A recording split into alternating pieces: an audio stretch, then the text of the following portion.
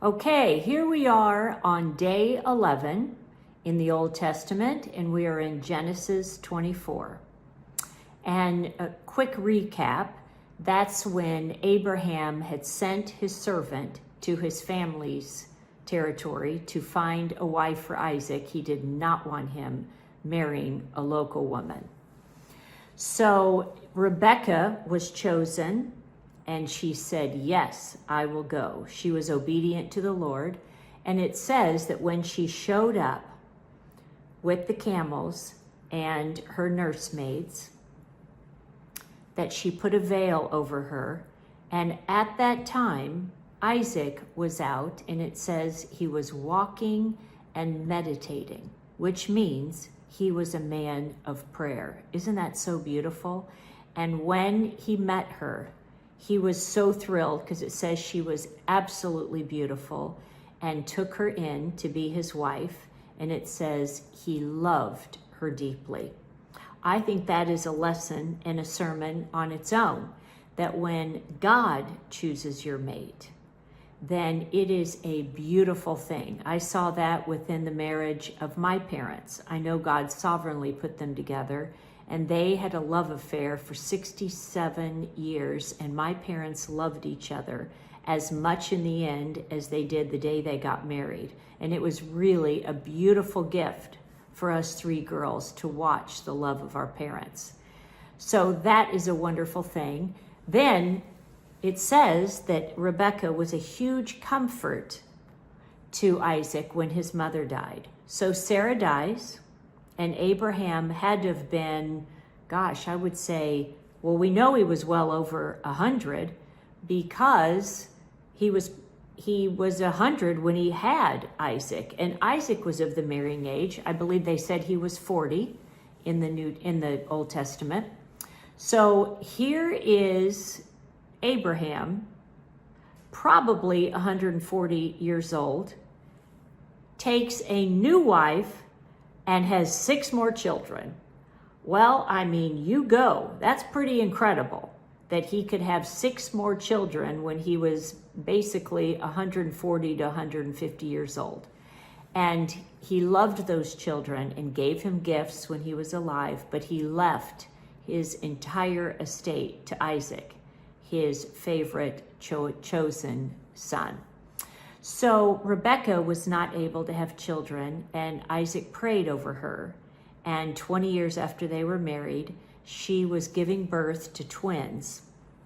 And I think this is a fascinating story because it says when the twins were in her womb, they were literally, there was unrest and they were warring. It says they were struggling in her womb. And we will get to this in the next day on the 12th. But it's because the 2 brothers would be warring against each other. And primarily it was over the birthright. And it doesn't seem to be that big of a deal. Okay, so you have the birthright, but in the biblical days, birthright was extremely important because it assumed the birthright, the person who, the oldest son who assumed the birthright, he assumed the father's authority and his respect, and he also inherited twice as much. So we'll get to how they warred about that. But it says after that the Lord appeared to Isaac and told him to leave and sent him to the land of Gerar, which is a Palestinian town. And I love this part about the story. And God said to him, there was a famine, but he said, go and I will bless you. And I'm going to read this. I'm going to bless you, your descendants. You will all be blessed in these lands. I will do this because Abraham listened and obeyed always, remembering the commands, the decrees, I couldn't read that, and all of my instructions. See, when you are faithful to God and you obey his ways, he will bless you even amongst famines. And listen how cool this is. Here they are with a famine going on in the land of the Philistines. And when Isaac planted his crops that year, he harvested 100, not 1 or 2 times, 100 times more grain than he even planted. And it says, because the Lord blessed him and he became very rich. And it says his wealth continued to grow through sheep, goats, cattle, and the Philistines became so jealous that finally King Abimelech said, you must leave. We have to make a pact again, but you must leave, because they were all jealous.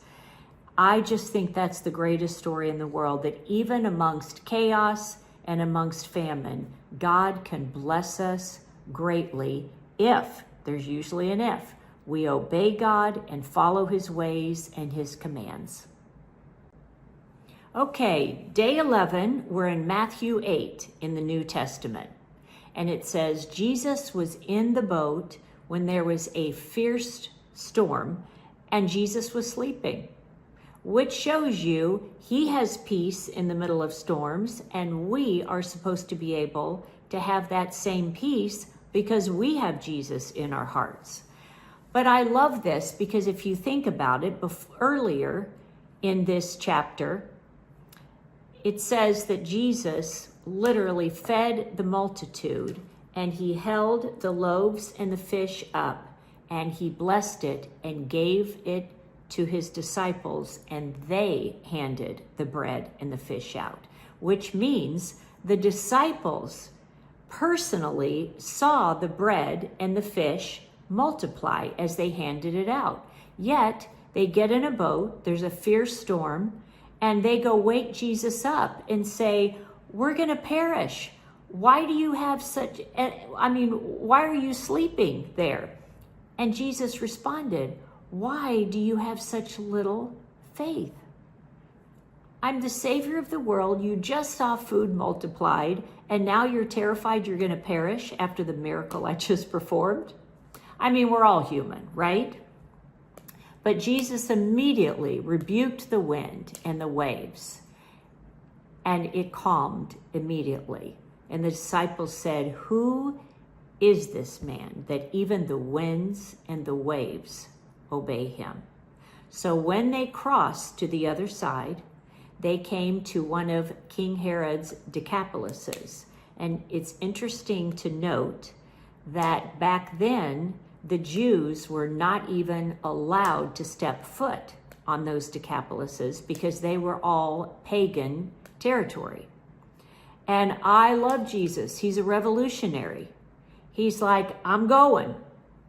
So he goes over to the Decapolis. He sees 2 men who are demon possessed.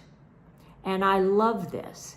Even the demons knew who Jesus was, because they said, Son of God. And it's not the small letter on the S, it's the capital Son of God.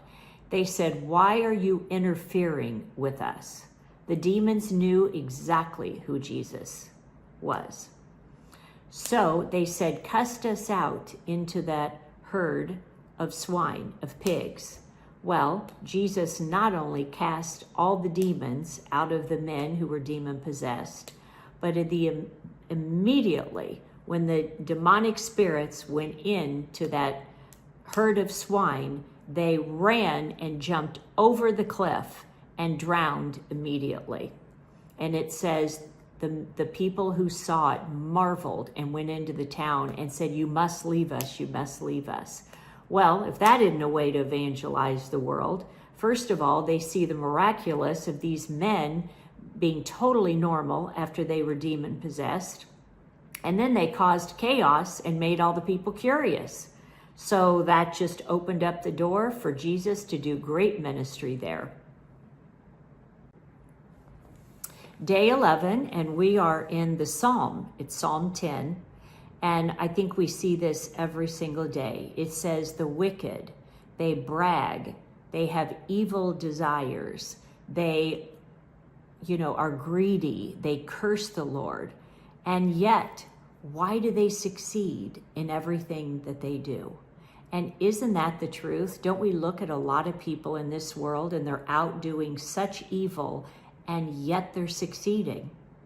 But only for a while, because Jesus will definitely have the last say, and God promises us that he will help the helpless and he will defend the orphans, that he will come to our defense. So the evil people in this world, they may look successful and succeed for a while, but God says he always brings justice.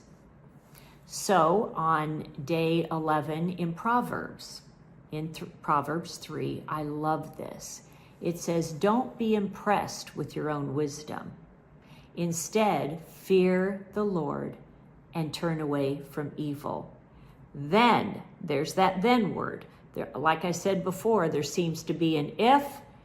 If you do this, then. So the then here is, then you will have healing for your body and strength for your bones. That's a wonderful, wonderful promise, that if we turn away from evil, we will have health and we will have strong bones to fulfill the calling that Jesus has for our lives.